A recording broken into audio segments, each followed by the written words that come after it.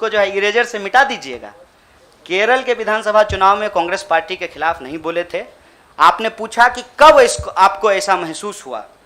देखिए, महसूस तो मुझे राजनीति में आए हुए 18 साल हो गए हैं और मैंने हमेशा ये महसूस किया कि कहीं ना कहीं इस देश की जो राजनीतिक विरासत है वो भटक गई है।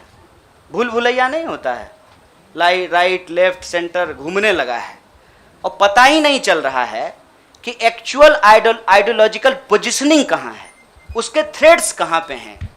तो मैं जनेंद्र भाई, आपने वैचारिक सवाल पूछा है, एक ऐतिहासिक तथ्य आपसे साझा करता हूँ। मैं ऑल इंडिया स्टूडेंट फेडरेशन का मेंबर था कल तक। वो ऑल इंडिया स्टूडेंट फेडरेशन 1936 में बना और उस इतिहास जाकर के देख लीजिएगा। उसका जो इनॉग्रल सेशन था, पंडित जवाहरलाल नेहरू का उसमें भाषण हुआ था और उस वक्त देश के जितने भी नौजवान थे, सुनने में थोड़ा अजीब लग सकता है हमारे कुछ साथियों को, लेकिन अपने विद्यार्थी के होने के ज़माने में अटल बिहारी वाजपेयी भी शामिल हुए थे, बाद में निकाल दिया गया था।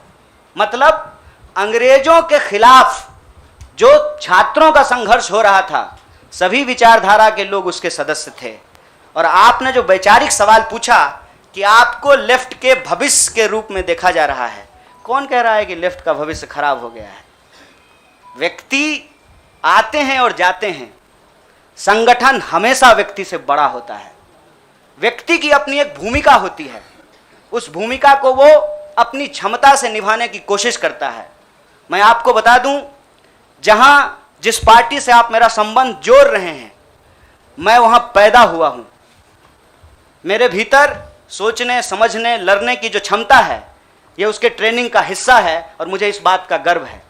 लेकिन वहाँ जो लड़ने का तरीका है और जिस तरीके से वो लड़ रहे हैं, मुझे लगता है आज जो देश की स्थिति है उसमें उसके स्पीड को बढ़ाने की ज़रूरत है और जो वैचारिक संकीर्णता है उसको तोड़ने की ज़रूरत है।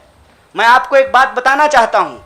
मैं अपने कई साथियों से पूछा कि क्या भगत सिंह की जयंती देश के सभी संगठनों को नहीं मनाना चाहिए, और क्या गांधी की तस्वीर सभी संगठनों के कार्यालय में नहीं होना चाहिए? ये हमारा इतिहास है, ये हमारी विरासत है। कुछ लोग बहुत चालाकी से विचारधारा की खोल में यह जो हमारी ऐतिहासिक विरासत और परंपरा है, इसको आपस में उलझाने की कोशिश करते हैं। एक बड़ा पॉपुलर डिबेट है मीडियम और मीन्स का, साध्य और साधन का, हिंसा और अहिंसा का। तो मैं आपके सामने इस सदन के समक्ष यह बात कहता हूं, जब भगत सिंह कहते हैं कि बम और पिस्तौल इनकलाब नहीं ला सकता है, मतलब भगत सिंह हिंसा का निषेध कर रहे हैं, वायलेंस को निगेट कर रहे हैं। और जब बापू कहते हैं, महात्मा गांधी कहते हैं करो या मरो, मतलब वो व्यक्ति के ऊपर होने वाली हिंसा को स्वीकार कर रहे हैं और अहिंसा को निगेट कर रहे हैं। देश की अर्जेंसी क्या है, इस बात को समझिए।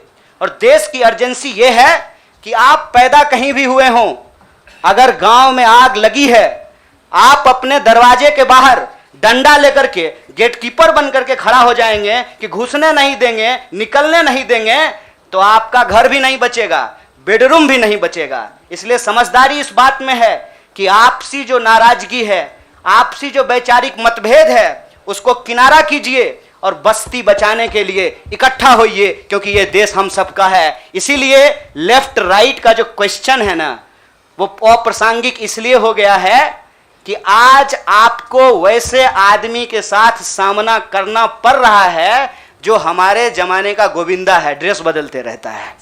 इसीलिए इस वैचारिक भ्रम में नहीं पड़िए, देश बचाइए, संविधान बचाइए, यही हमारा लक्ष्य है। Siddharth from ANI। Siddharth, please go ahead and ask.